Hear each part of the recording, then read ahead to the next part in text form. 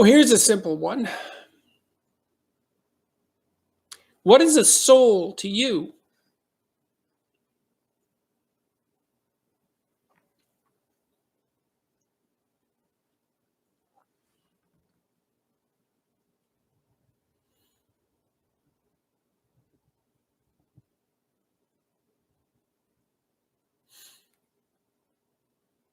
That's a hard question.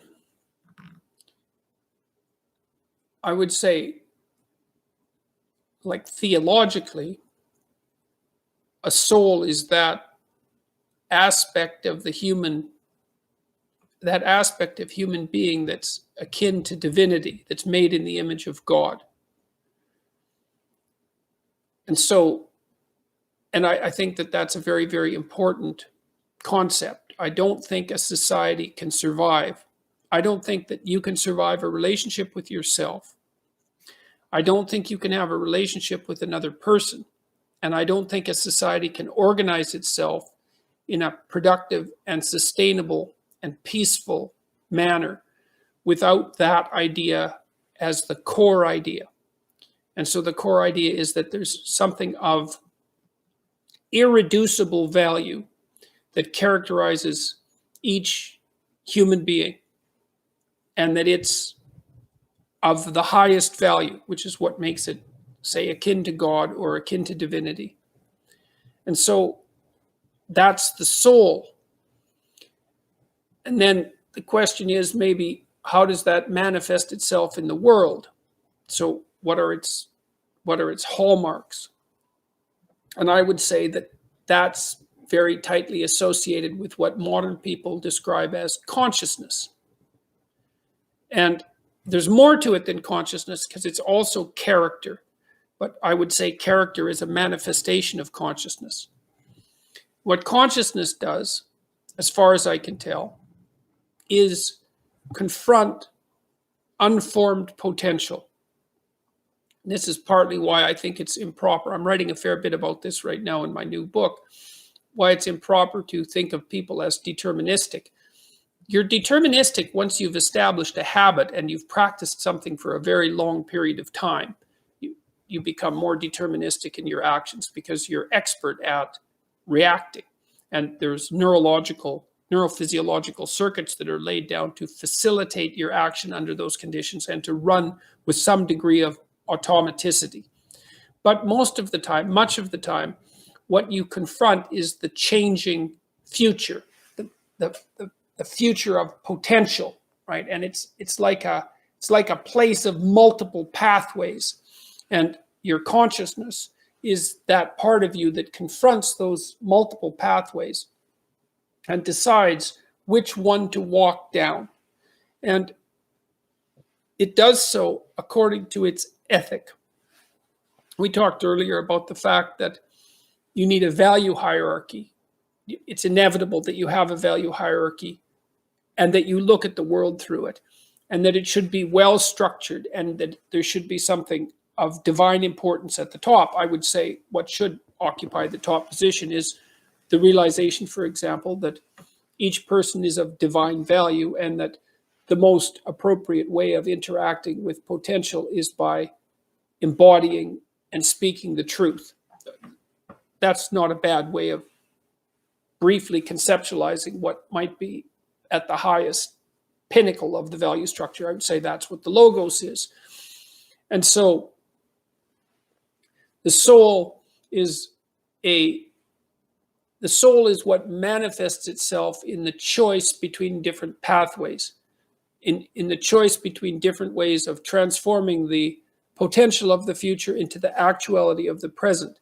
And it does that by making ethical decisions, by choosing between good and evil at each choice point. And to the degree that it chooses good, then it takes the raw potential of the future and it transforms it into the being of the present that is good. And to the degree that it does that in a manner that's evil and contaminated by malevolence and hatred and vengefulness, then it takes a pathway that corrupts the world and makes things worse. And it's the soul that's doing that, and it's the soul that's responsible for that.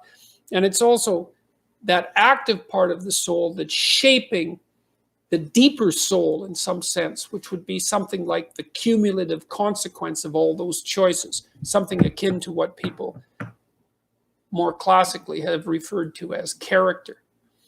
Now, I don't know what to say really about the metaphysics of the soul, except that it's very mysterious that we have this capacity for consciousness, which is completely, I would say, beyond our current understanding. We have no good reductionist accounts of consciousness, except those put forward to deny the very existence of something like consciousness and free will. And the problem I have with those arguments is that, well, the first thing is that you don't look deterministic until you've built habit sets.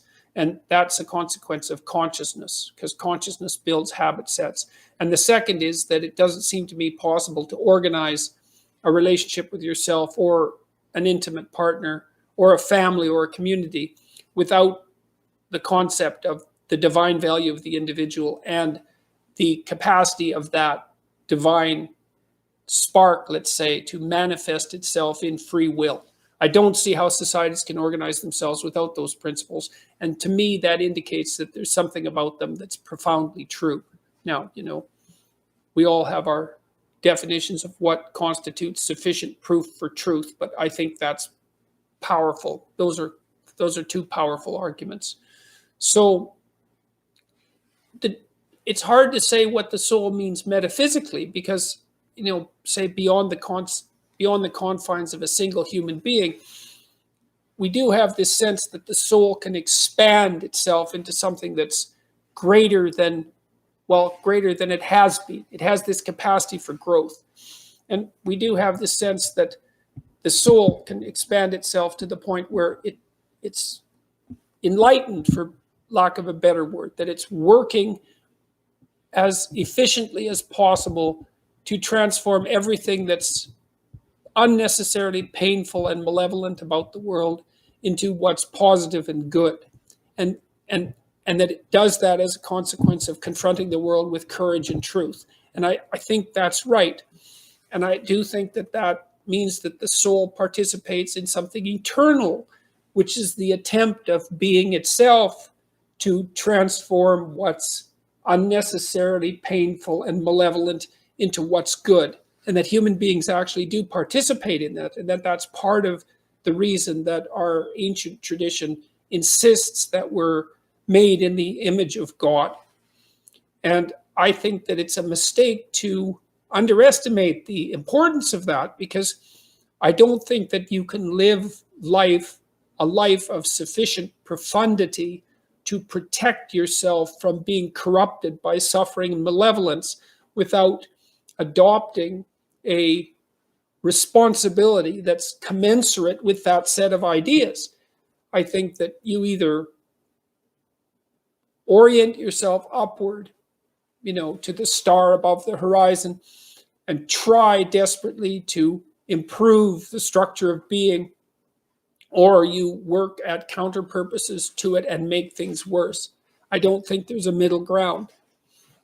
In fact, to the degree there is a middle ground, it tilts towards the negative, because people who try to occupy the middle ground generally try to accrue the benefit, let's say, without adopting any of the risk. And that's not acceptable, not helpful. So that's a soul to me. And I guess I would say one more thing about that. A soul is also the center of the world, which is a frightening proposition, and not one that's easily comprehensible. Solzhenitsyn's work in the Gulag Archipelago is particularly enlightening in this regard, because he insisted that it was a preconception of our Judeo-Christian heritage that each person was a center of the cosmos. And you can think of that as a center of consciousness, right? A center from which being itself is not only reflected, but also generated. And it was Solzhenitsyn's belief, and Dostoevsky's as well, and I think Jung would have been in accordance with this, and Nietzsche as well, for that matter, that in some manner that we don't fathom, because we don't understand the structure of the world very well, the outcome of the world is dependent on our choices, and equally on all of our choices. And I don't understand. I know that to be true, or feel that to be true. It's part of the doctrine that each person is of intrinsic and equal worth. Part of that doctrine is that each person has intrinsic and equal responsibility, and that we're each capable of generating a fair bit of hell around us and for other people, but also capable of generating a tremendous amount of good, and that the fate of the world as it careens through eternity is actually a consequence of the ethical decisions of each of us. It's a terrifying idea. It's no wonder people flee from it into hedonism, let's say, and ideology, because it's very frightening possibility that the choices that you make day to day or fail to make have this profound and lasting effect on the structure of reality. But I don't really see any way out of that conclusion. So